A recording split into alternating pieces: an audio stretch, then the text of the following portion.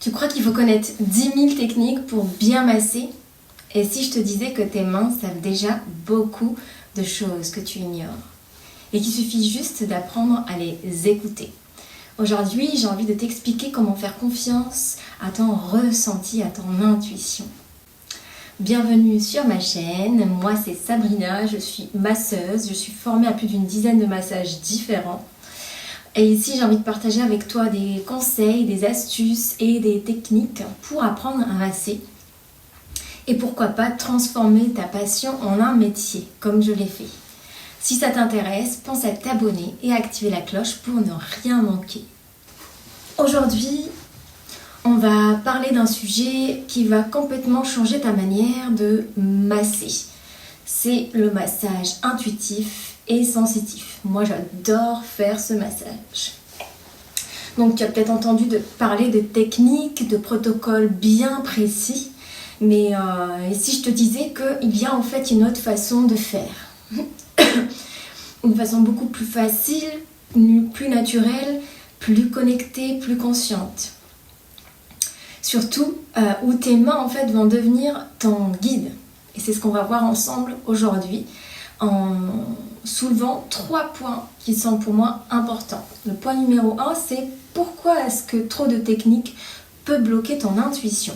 Le massage, ce n'est pas juste une accumulation de techniques. Beaucoup pensent qu'il faut apprendre des gestes bien précis pour bien masser. Mais en réalité, ce n'est pas le plus important. Le plus important, c'est d'être présente, d'être consciente, à l'écoute de l'autre, des sensations de l'autre, mais surtout des sensations qu'il y a en moi en tant que masseuse. Je dois apprendre à décrypter ma propre énergie pour pouvoir la différencier de l'énergie de l'autre. Mes mains ressentent beaucoup plus que ce que je ne peux imaginer. Donc, dans la pratique du massage intuitif et sensitif, moi, je te conseille d'oublier complètement l'aspect technique. Le point numéro 2 qui est pour moi aussi important, c'est pourquoi est-ce que c'est important de se connecter à l'autre? En fait, si on ne se connecte pas à l'autre, on va réaliser un massage tout simplement mécanique. Tu sais, c'est le fameux elle m'a touché, mais elle m'a caressé et puis j'ai rien ressenti.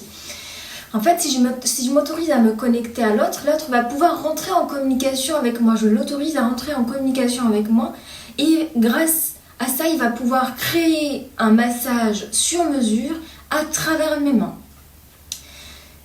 Parce qu'il va communiquer des informations à mes mains. Me connecter à l'autre est donc une clé fondamentale pour un massage intuitif et sensitif réussi.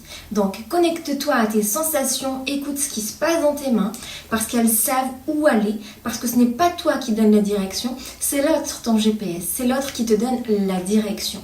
Sans les endroits où est-ce qu'il t'emmène, où il va y avoir des tensions, sans les endroits où il t'emmène, où ça sera plus fluide.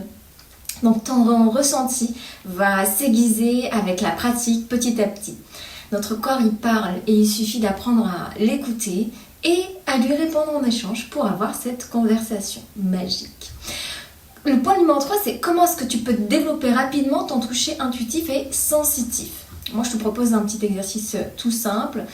Tu prends 2 minutes pour masser quelqu'un sans penser à l'aspect technique. Tu fermes les yeux. Tu es totalement consciente et présente. Tu poses les mains sur l'autre, sans jugement, avec respect, avec bienveillance. Tu te concentres d'abord sur ta propre respiration, puis tu te concentres sur la respiration de l'autre. Ensuite, tu viens synchroniser vos 2 respirations pour n'en faire qu'une seule.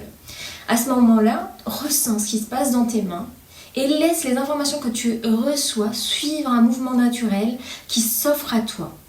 Tu verras, c'est magique ce qui se passe. En plus tu vas le faire, plus ça sera très facile et très naturel pour toi de le réaliser.